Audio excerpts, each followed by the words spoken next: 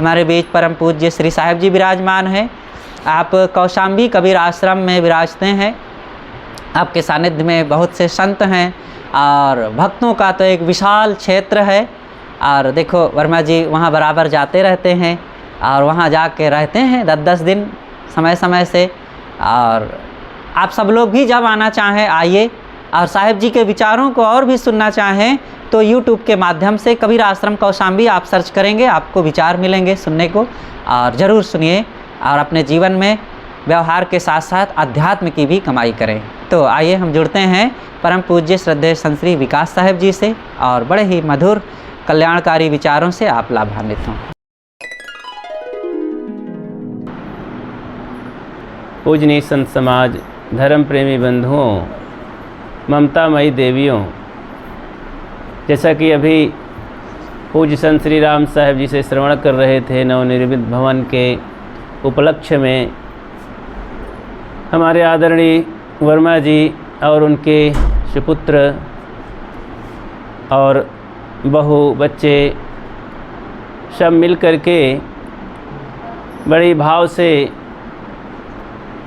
इस भवन के प्रवेश में आप सबको बुलाए, संतों को बुलाए और इस सत्संग और भोजन का भी आयोजन किए। बहुत ही सुंदर ये बात है। इससे गृह प्रवेश के साथ साथ जीवन का भी प्रवेश चालू होता है और ये बहुत ज़रूरी है।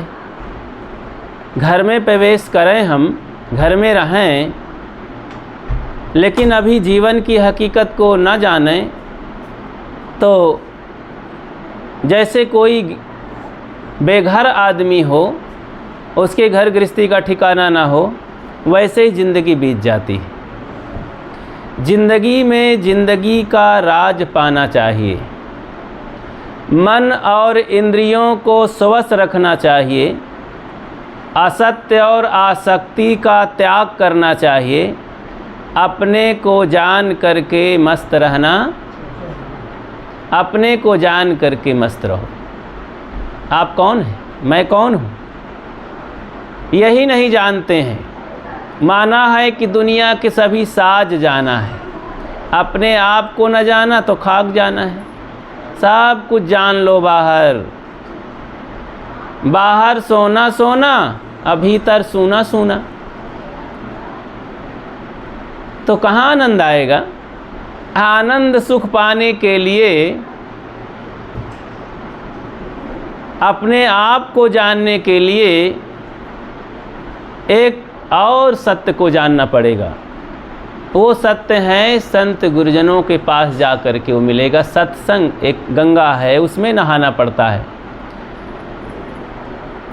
आप सब लोग एक आजकल गवर्नमेंट चलाती है कोटा, राशन मिलता है, वहाँ कोटेदार होते हैं। गांव देहात में धड़ल्ले से चलता रहता है वो। गांव वालों को सबको गल्ला पानी, तेल, चावल, दाल सब मिलता है वहाँ। एक बार की बात, सुबह से ही 7 बजे से ही लाइन लगाए थे लोग। लाइन तो और पहले से 5 बजे से लगाए थे, लेकिन 8 बजे से दरवाज़ा खुलता, कोटेदार आ जाता और ताला खोलता और फिर बांटना चालू करता। दुकान में जो कुछ गल्ला, आटा, दाल, चावल जो भी रहता, तो सस्ते दाम पर और फ्री भी गवर्नमेंट की तरफ से बांटता। तो उसी में लाइन लगाए रहते लोग और आपस में झगड़ा भी करते कि नहीं पहले मैं लूँगा। तो अब कोटेदार तो कहीं उसका निजी मकान था और गोदाम में वो सब रखा जाता था सामान। तो हाथ में चाबी ले करके सोचा कि 8 बज गए, चलूँ अब गोदाम खोलूँ और गल्ला बांटूँ। तो जैसे पीछे से वो भी आया और आगे बढ़ना चाहा कि अब मैं अपना ताला खोलूँ गोदाम का। तो उसी में से एक आदमी को शंका हुई कि अरे अरे ये कैसे आगे बढ़ा चला जा रहा है आदमी, पकड़ो इसको। हम लोग 5 बजे से लगे हैं लाइन में, तो डांट फटकार करके उसका हाथ पकड़े और कहा पीछे चलो, पीछे लाइन में खड़े हो। वो बेचारा आश्चर्य में पड़ गया और पीछे लाइन में खड़ा रहा।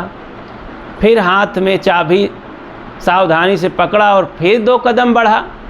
तो दूसरे ने कहा खबरदार आगे मत जाना, नहीं अभी मैं घसीट के नीचे डाल दूंगा। तब उसने कहा भैया मैं कोटेदार हूँ, मैं ही जब ताला खोलूँगा तो बंटेगा नहीं, खड़े रह जाओगे, शाम तक वापस खाली हाथ जाओगे। तब लोगों को आश्चर्य लगा कि अरे यही कोटेदार हैं। तब कहा भैया जाओ जल्दी खोलो, हम लोग परेशान हैं। तब गया गोदाम खोला और गल्ला बांटा। इसी तरह इस उदाहरण से शिक्षा ये लेना है कि जिस सत्य को हम पाना चाहते हैं, जिस सुख शांति हकीकत को हम पाना चाहते हैं, जिसके बिना धन होते हुए भी दुखी हैं, घर होते हुए भी परेशान हैं, बाल बच्चे होते हुए शादी ब्याह सब हो गया, सब घर गृहस्थी में ठीक ठाक है, लेकिन फिर भी मन में बड़ा कष्ट और अकुशल लगता है, कुछ कुशल मंगल नहीं लगता है, मन बुझा बुझा सा रहता है, कुछ कमी महसूस होती है। अरे भाई उसी कमी के चलते तो देखा जाता है घरों में आए दिन लोग फांसी लगाया करते हैं, जहर खाया करते हैं, झगड़े किया करते हैं, मुकदमे लड़ा करते हैं। उनके घरों में जाओ देखो तो खाने पीने को है, सब कुछ है, आखिर ये झगड़ा झांसा क्यों है लोगों में? तो ध्यान दीजिए इधर। तो इसलिए हमें उस चीज़ को पाना है तो क्या करना है? हमें कोटेदार को पीछे नहीं धकेलना है। गल्ला वहाँ मिलता है उसी के माध्यम से। अब गल्ला खा पी करके अपने घर में बना करके तब तो शरीर चलता है। इसी तरह जीवन सुरक्षित तभी रहता है, शांति और सुख सुकून जो ज़िंदगी में हम खो पाना चाहते हैं वही सुकून नहीं है। और हम संतों गुरुजनों को धक्का दे देते हैं, इनकी क्या ज़रूरत है। अभी देखो यहाँ कई बार आप सुनते हैं, बार बार बोलते हैं, बोलिए सदगुरु कबीर साहेब की। आप नहीं सुने हैं कि तमाम देवी देवता हैं, आखिर ये कबीर साहब की जय क्यों बोलते हैं? ब्रह्मा विष्णु महेश की जय बोल लेते, शंकर राम कृष्ण की जय बोल लेते, और भी तमाम और नाम हैं देवी देवताओं के। तो बुद्ध महावीर की जय बोल लेते, अंबेडकर साहब की जय बोल लेते, और भी बहुत से नाम हैं संसार में जिन्होंने काम किया है समाज देश का, और उनका नाम लोग लेते हैं। बंधुओं नाम लेने लायक बहुत है संसार में, सबका नाम लिया नहीं जा सकता, असंभव है, कहाँ तक नाम गिनाएंगे। तो जहाँ पर अपने श्रद्धेय होते हैं, जहाँ जिनके प्रति लगाव होता है, उपकार होता है, जैसे कि आपके पिता के समान और उनसे बढ़ करके कुल गोत्र कहाँ से आया है? आपके बाप परबाजा से आया है, लेकिन उसका नाम आप नहीं लेते हैं। किनका नाम लेते हैं? अपने पिताजी का। हर जगह आपने पिताजी का नाम लेते हैं, और जबकि पिताजी के पिताजी भी तो थे, और भी तो और बहुत से लोग आपके जीवन में बहुत सहयोग किए हैं, उनका भी तो नाम नहीं लेते हैं। तो सबका है, सबके प्रति आपके मन में आदर है, समय से आदर करते हैं।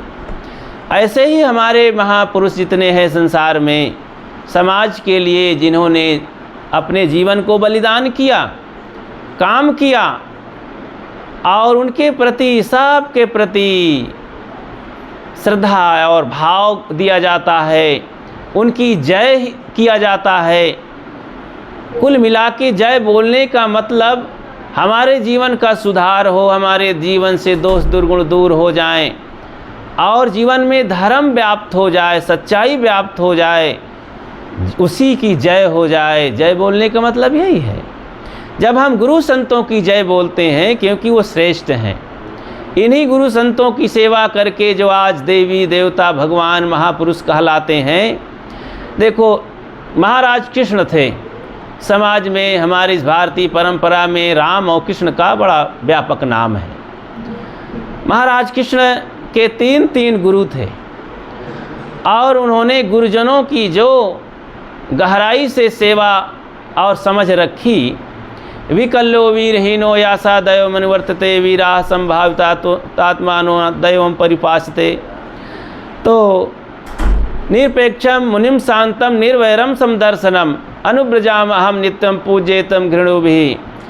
मैं संतों ऋषि मुनियों के पीछे इसलिए घूमा करता हूँ, कृष्ण महाराज कहते हैं कि भैया मैं इसलिए घूमा करता हूँ कि उनके चरण रज मेरे ऊपर पड़ जाएं और मेरा भी कल्याण हो जाए। और इसीलिए वो 3 गुरुओं की सेवा करते हैं। गर्गाचार्य तो उनके पुरोहित गुरु थे घर के।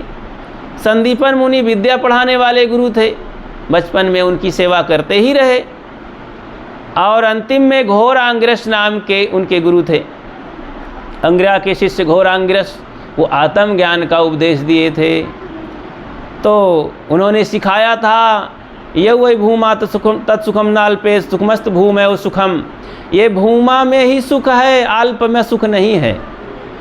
अल्प में थोड़े में सुख नहीं है। दुनिया का सुख क्या है? थोड़ा है, मिला और गया, मिला और गया। एक ऐसा सुख होना चाहिए भूमा। भूमा कहते हैं आत्मा को, आत्मा का सुख महान होता है। उसको पा जाने के बाद फिर कुछ पाने की इच्छा नहीं होती है। और फिर पाओगे क्या उसके अलावा? और जो पाओगे फिर चले जाओगे अल्प में। अगर धन में सुख होता तो धन वाले सुखी हो जाते। अब माना कि आप सब लोग ज़्यादा धनी नहीं हैं, लेकिन भारत और विश्व के धनियों में से अंबानी लोग तो है ना, ये लोग तो धनी हैं। हर शहर में, हर जगह और हर देश में इनकी जगहें हैं। इनका धन चारों तरफ से बिछा हुआ है। लेकिन ये लोग भी आपस में मुकदमा लड़ते हैं भाई भाई में। ये लोग भी लूट घसोट कर रहे हैं और ये लोग भी चोरी बदमाशी करते हैं उसी धन के लिए। कहाँ सुखी हैं ये? तमाम डर भय से, छल छद्म से जिंदगी जी रहे हैं। तो धन में सुख नहीं है। धन इतना ही चाहिए जितने में बढ़िया जीवन ईमानदारी से बीत जाए और सुकून महसूस करते हुए, उतना ही धन की ज़रूरत है। जिन लोगों ने धन इकट्ठा करके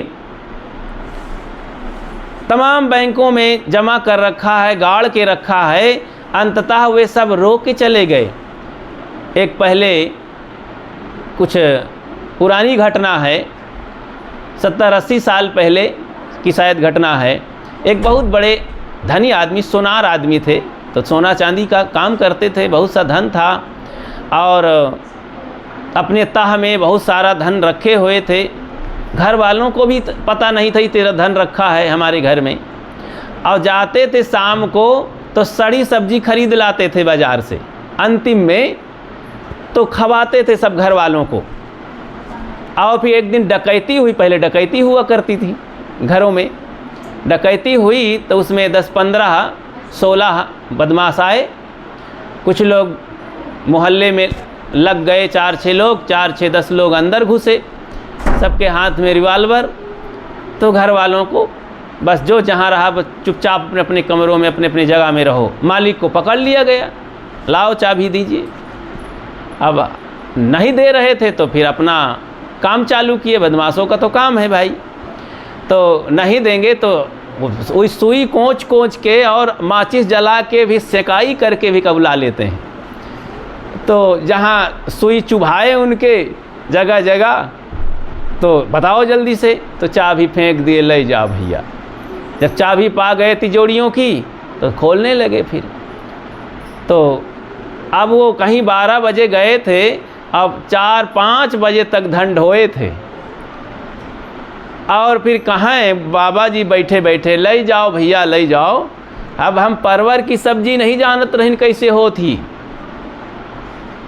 सदैव हम वही सड़ी गली सब्जी खाए थे बाज़ार में। जब वो सुबह 5-6 बजे सब लोग चले जाते थे और बाज़ार शांत हो जाता था, तो कोई एक शाम के समय, तो जब कोई बचे भाई नहीं बिक रहा है सौदा, तो उसी के जाकर ही खरीद लाते थे बहुत सस्ते दाम पर। तो इस तरह मेहनत, बड़ी कंजूसी के साथ धन जोड़े थे, लेकिन किसी के काम नहीं आया।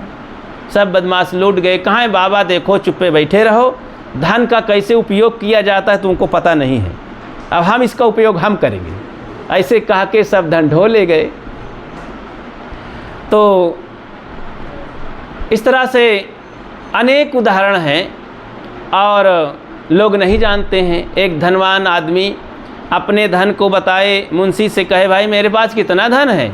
अपनी 40 साल की ज़िंदगी में वे धन इतना ज़्यादा इकट्ठा कर लिए।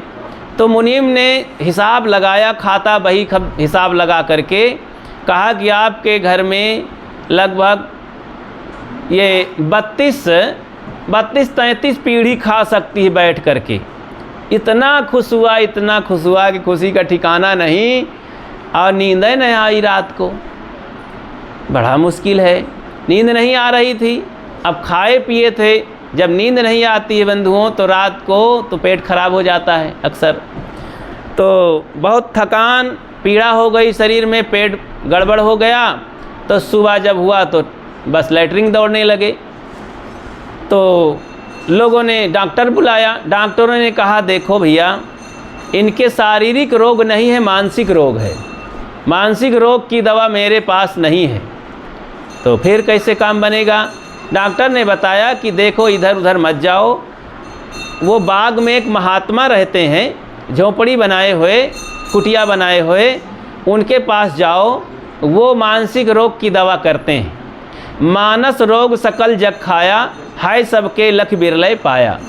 मानसिक रोग संसार के लोगों को रहता है, लेकिन उनको पता नहीं रहता है। मानसिक रोग के कारण ही अनेक प्रकार के गंदे खान पान, चाल चलन, रहन सहन, मानसिकता और शिकवा शिकायत भर जाती है। तो राजा ने कहा जल्दी करो, नहीं तो बहुत बीमारी बढ़ जाएगी। तो तमाम साथ में मंत्री लोग, सहायक लोग लगे, सेवक लोग गए। महात्मा जी ध्यान मग्न थे। जब देखे कि राजा आ गए, महात्मा जी उठे और स्वागत करते हुए कहे कि राजन आप कैसे यहाँ आ गए? उन्होंने कहा महाराज मैं ऐसा ऐसा बीमार हूँ, मुझे दवा कीजिए। महात्मा ने कहा राजन, अरे इतनी छोटे से मरज की दवा तो तुम्हारे मोहल्ले में एक गरीब औरत दे देती है, यहाँ क्यों दौड़े चले आए हैं? महात्मा ने बताया कि अरे तुम्हारे मोहल्ले में एक गरीब औरत बुढ़िया है, उसके पास चले जाइए, उसके पास ये दवा मिल जाएगी, आप ठीक हो जाएंगे। तो ऐसी बात है। तुरंत वो जल्दी में थे।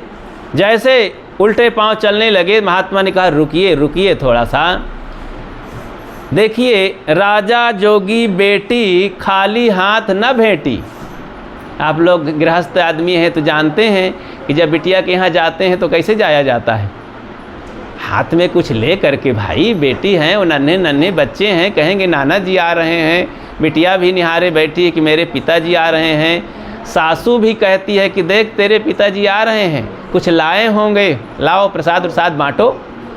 तो खाली हाथ चले जाने में फिर बिटिया की इंसल्टी होती है, तो ताना मारा करते हैं तमाम सास लोग और देवरानी लोग, जेठानी लोग। तो पिताजी कुछ वहाँ कुछ लेके जाते हैं और चलते समय बच्चों के हाथ में कुछ रख देते हैं, पैसा फल फूल जो भी।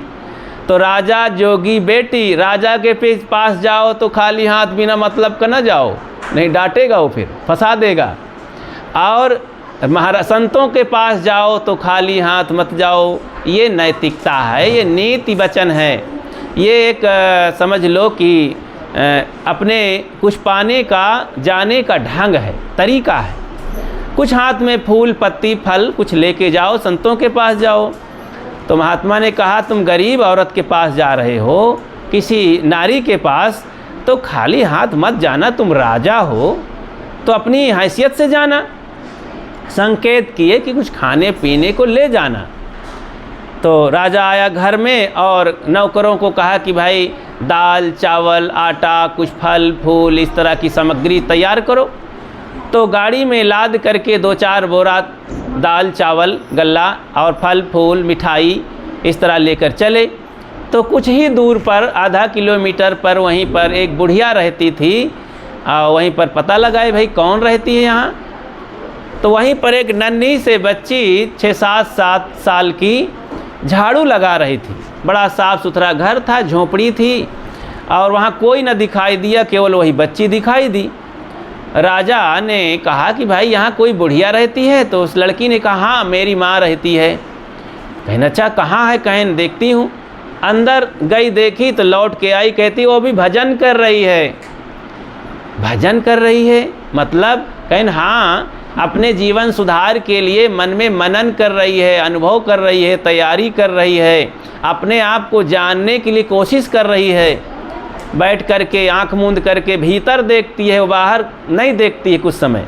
कहीं ऐसी बात है तो कब निकली? कहीं मुझे पता नहीं है कब तक वो बैठेगी। तब लड़की ने कहा महाराज बताइए ना बाबा जी, क्या बात है, काम बताइए, मैं अपनी मम्मी से बता दूंगी। उसने कहा बेटी हम तुम्हारे खाने के लिए कुछ लाए हैं, तुम गरीब हो ना। उस लड़की ने अपने स्वाभिमान में ठोकर लगते हुए देख करके कहा कि देखिए बाबा जी, हमको आज के लिए कुछ नहीं चाहिए, अपना ले जाइए, मेरी मम्मी डांटेगी मुझे। कहीं ना, अरे बेटी, राजा हंसने लगा कि अरे बेटी आज के लिए तो है, कल के लिए, परसों के लिए, 10 दिन, महीना, 4 महीना के लिए भी गल्ला हो जाएगा। तब उस लड़की छोटी सी बच्ची ने कहा कि देखिए बाबा जी, वो तो जानती नहीं थी कि कोई राजा महाराजा हैं। उसने कहा कि देखिए बाबा जी, ये आप गल्ला वल्ला ले जाइए अपने घर, किसी को बांट दीजिए, हमारे पास आज खाने को है। कहीं अच्छा कल के लिए कौन देगा? अरे कहाँ, जो आज दिया है कल दिया है वो आगे भी देता रहेगा, हमको चिंता नहीं है कल की, वो मूर्ख लोग मरें। तो ऐसा डांट दिया। तब राजा की तो धरती सरक गई कि मैं इतना बड़ा 32 पीढ़ी के लिए इकट्ठा है मेरे परिवार में, घर में खाने के लिए माल, फिर भी मैं नींद के मारे पागल हो गया, नींद नहीं आई। तो उसका आधी बीमारी ख़त्म हो गई। मन में धिक्कारने लगा अपने आप को कि तू कितना मूर्ख है, इतना धन होते हुए तो आखिर कितना दुखी है। ये गरीब औरत है, कल के लिए इनके लिए चिंता नहीं है, और हम इतना होते हुए भी परेशान हैं। हमारी नींद ही उड़ गई है कि आखिर आगे 35वीं पीढ़ी वाले हो जाएंगे तो क्या खाएंगे। तो ऐसी चिंता में जैसे जैसे एक एक पाँव घर की ओर वापस जाने लगा और उसका सब बीमारी दूर होती चली गई। उसने कहा अरे मेरे परिवार में जो पैदा होंगे आखिर 36वीं पीढ़ी में, 35वीं पीढ़ी में क्या लुंज पुंज पैदा होंगे? बेकार में धन इकट्ठा किया हूँ, वे सब कमाएंगे खाएंगे, मैं अकेले जब इतना 32 पीढ़ी के लिए इकट्ठा किया तो क्या मेरे बच्चे नहीं कमा खा सकेंगे? बेकार मैंने ऐसा गलत किया। तो घर पहुँचते ही ऑर्डर दिया कि ले जाओ इस धन को गरीबों में बांटो, अनाथालय खोल दो, वाचनाएँ खोल दो, अस्पताल खोल दो, संतों के लिए आश्रम बनवा दो, भंडारा करो गरीबों के लिए, और अविवाहित बच्चों के लिए शादी में बांट दो। चारों तरफ खाता खोल दिया।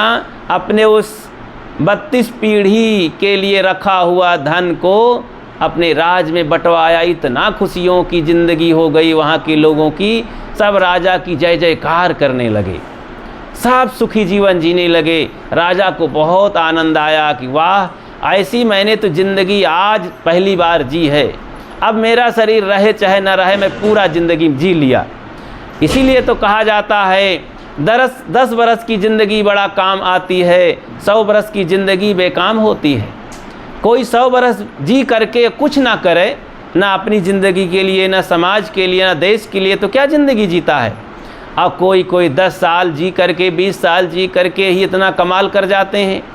हमारे देश के ऐसे बहुत ऐसे महापुरुष हुए हैं, थोड़ी थोड़ी ज़िंदगी पा करके बहुत कमाल करके चले गए हैं। तो इस तरह से हमें ज़िंदगी जीना आना चाहिए। आप ज़िंदगी में अच्छे अच्छे विचारों को संग्रहित करो। संत गुरुजनों के छत्र छाया में रह करके हम जीवन जीना सीख सकते हैं। देखो जैसे ये दीपक बना है, इसमें एक नोक निकली हुई है, तो नोक जब निकलती है तभी ये प्रकाश देती है, और नोक नहीं होगी तो प्रकाश नहीं देगी, जलेगा नहीं। इसी तरह श्रद्धा प्रेम की जब नोक होती है संत गुरुजनों में, तभी ज्ञान का लाभ मिलता है। श्रद्धावान लभते ज्ञानम, श्रद्धावान को ही लाभ मिलता है। अब हम तो दूर भागते हैं संत गुरुजनों से, काम कैसे चलेगा भाई? तो आखिर हमारे ज़िंदगी के जो दोष हैं, कमियां हैं, बुराइयां हैं, तो जब वो दूर नहीं होंगी तो दर्पण ही गंदा बना रहेगा, तो दिखाई कैसे देगा चेहरा उसमें? दर्शन को दिल चाहिए तो दर्पण मांजत रहिए, दर्पण में लागी काई तो दरस कहाँ से पाई। अपने मन मस्तिष्क रूपी दर्पण को साफ करना चाहिए। अच्छे कर्मों के द्वारा वो दर्पण साफ होता है। जब दर्पण साफ हो जाएगा तब भीतर का जो भगवान है प्रकट हो जाता है, तब सारी शिकायतें मिट जाती हैं, अंदर से सुकून महसूस होता है कि अब मैंने अच्छी ज़िंदगी जी लिया, मेरी ज़िंदगी पूरी हो गई, संतोष, शांति, रिलैक्स महसूस होता है। नहीं तो भागते रहो इस संसार में, दौड़त दौड़त दौड़िया जहाँ तक मन की दौड़, दौड़ थका मन थिर भया वस्तु ठौर की ठौर। मृगा की देखते हैं ना कहानी, कस्तूरी पाने के लिए मृगा कोई किसी नर मृगा में पुराने हो जाता है तो उसकी नाभि में गांठ हो जाती है। वो गांठ से तेल थोड़ा सा चुभचुभाता हुआ तेल निकलता है, वो बड़ा सुगंध मारता है।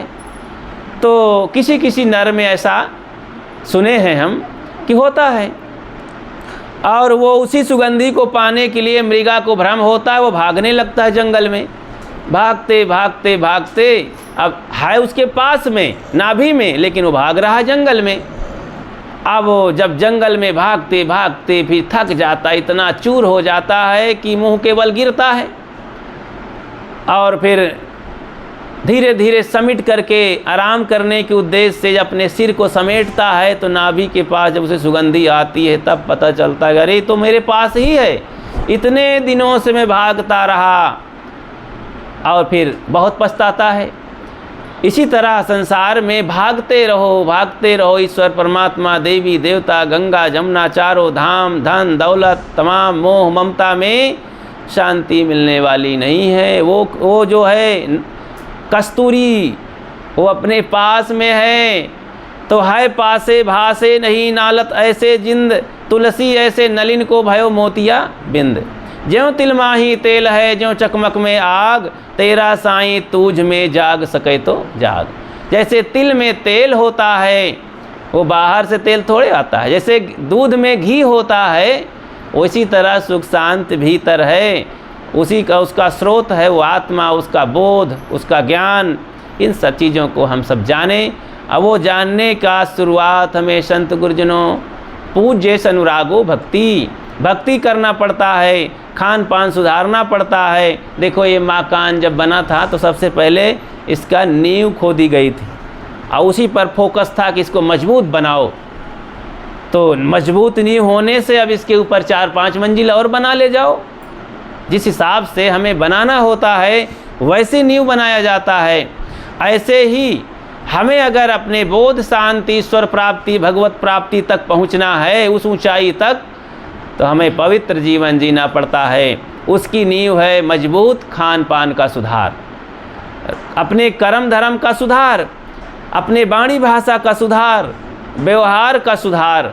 व्यवहार में गड़बड़ियां हैं, व्यवहार में लड़ाई झगड़े हैं, व्यवहार में तू मैं है, व्यवहार में तमाम तरह के उपद्रव हैं, तो कभी शांति मिलने वाली नहीं है, सुख शांति नहीं मिलेगी फिर। इसलिए व्यवहारिक जगत में शांति से जियो और खान पान का सुधार करो।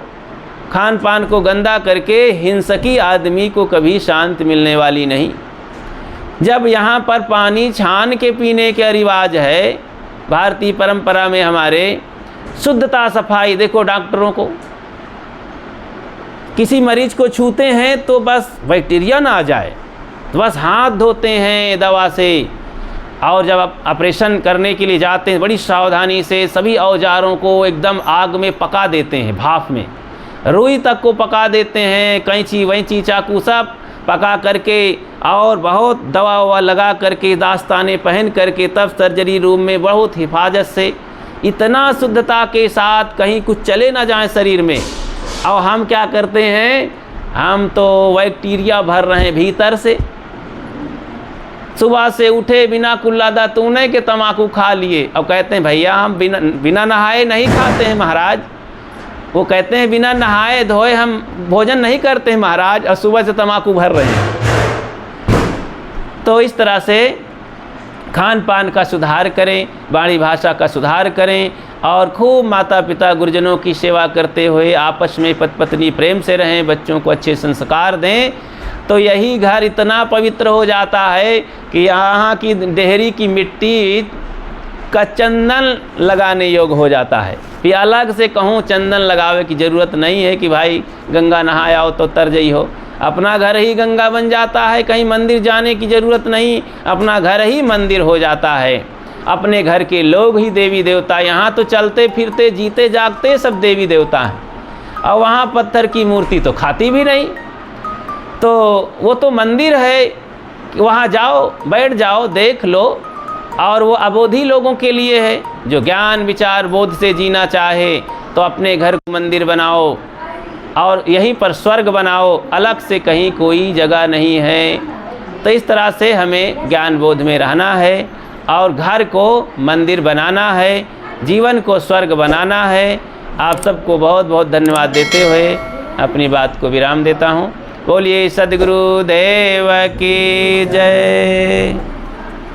आरती दीन दयाल साहिब आरती आधार